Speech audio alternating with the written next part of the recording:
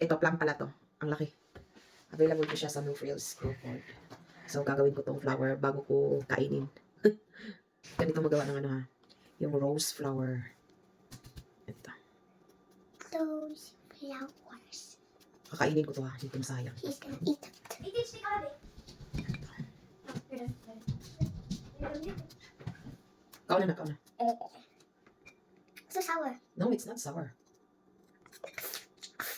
Hindi siya sour. No sour. Rose. This is rose. Kakainin ito. Sayang yan.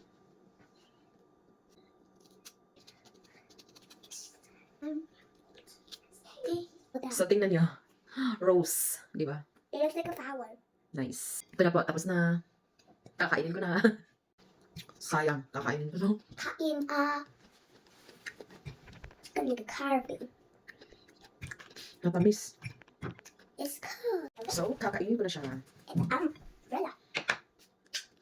Mm. Oh, the rose. Malaki yung ano ko to.